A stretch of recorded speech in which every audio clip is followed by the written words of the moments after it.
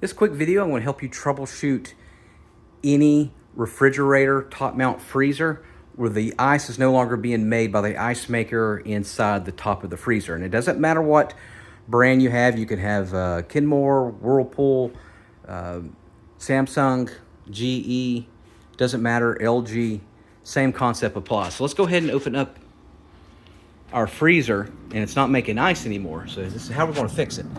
Go ahead and take out the bin.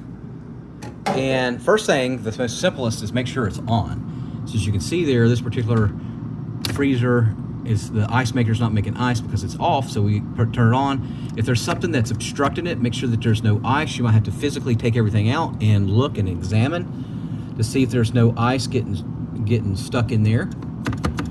All right.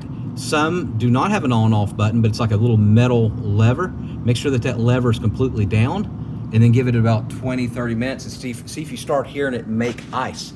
So second thing a lot of people don't realize is that your fresh food compartment is actually cooled down by the freezer. There's not a separate compressor here. So there's a fan that's blowing the freezer into the refrigerator. So you need to check the temperature control. Now, yes, sometimes there is one in the freezer and you could check, but with this particular refrigerator, it's right here in the fresh food compartment, and check the settings.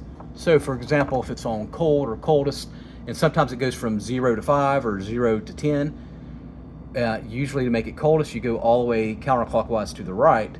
Make sure that your setting's all the way to cold.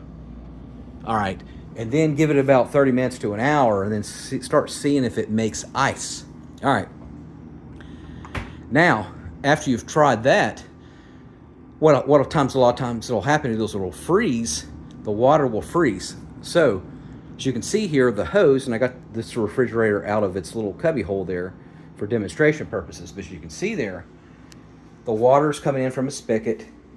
It's going all the way up into here. So sometimes it'll start getting frozen here. All right. Sometimes it'll start getting frozen here. Right here, where the water comes in. So what you can do is to test if your particular ice maker has like a little cubby hole right here, like a little reservoir, what you can do is put water in it, and you might have to get like a little squeeze bottle or something, like a little small glass would probably work as well. And you're gonna put about a half a cup in there. All right. And then what you're going to do is you're going to sit and wait for another hour, and you're going to see if it starts making ice. If it does, then you know there's something wrong with your line. Now, the line could be frozen. Yes, it could be frozen. Or the line might be broken, or there can be something else, and I'll tell you in a second. If you're able to remove your refrigerator from the back, or if you might have to get help, check your spigot where the water's coming in. Maybe you had contracting work done, a new refrigerator. This happens a lot. People will get a brand new refrigerator and they forget to turn the water back on, or someone might have been doing work or plumbing work or whatever. Make sure that there's water coming out of here, and that it's on. So in order to turn it on, you go counterclockwise left all the way. That's when it's fully on. Okay. If it's off, it's all the way to the right. So this one's completely off. So if we could test it, let's go ahead and unplug it.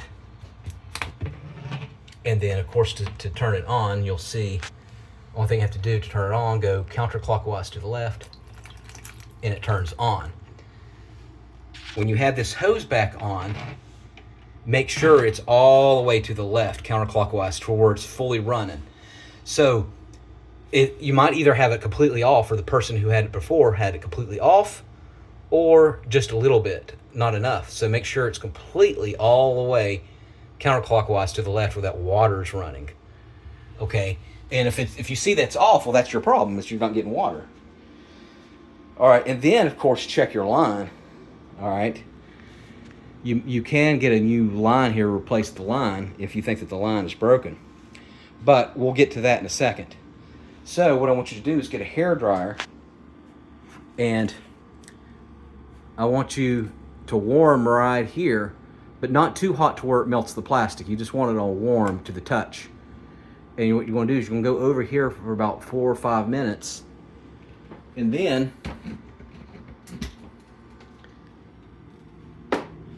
you want to go here with the hair dryer on. You might actually go to hot if you can, and hit right here, and then you could hit up here, and then give it a few minutes and see if it starts making ice. Now, FYI, a little side note here: if for whatever reason your ice maker does not work, there's nothing wrong with making your own ice like this. Put it in little mechanisms like this, and I actually put in the comment section where you can buy some ice makers like this, and then dump it into your bin, and you can make ice like this. Now, I prefer that way, and the reason is because I don't like town water. I don't like what's in town water, so I like putting spring water or filtered water in here, and then I can put it in my drinks and stuff. But I understand people need ice for different reasons, not just to consume. All right, now we've tried that. Now, finally, last but not least, what I want you to do is you might have to go to the grocery store or to the gas station and get you a bucket of ice with a cooler. Remove all your frozen food out of the refrigerator, put it in so it will not spoil.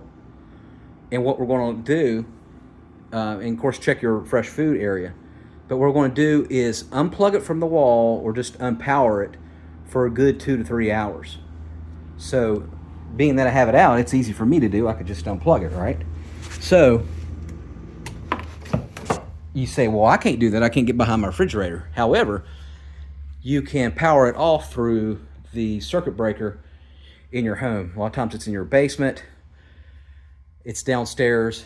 On this particular unit, I'll show you, it looks like this kind of thing here, circuit board, right? And then the only thing you have to do is find to the chart here where it says refrigerator or kitchen and look for it, and then you basically just click it and keep it off for a good 3 hours. And what you're doing there is if there is any ice that's trapped in your lines or in here, it's going to dry, or it's going to melt rather, and turn into water. Then plug your refrigerator back in. Well, yes, plug your refrigerator back in or turn your circuit breaker back on. And then from there, of course, you can put your food back in, but see if it starts making ice, and then you know the problem is it just got too frozen. All right, let me know in the comment section. This is very important. What brand that you have. Do you have a GE? Do you have a Frigidaire, Whirlpool, Kenmore, LG, Samsung? What do you have? And let me know which solution worked. That's very important too for other people to see. And make sure you subscribe.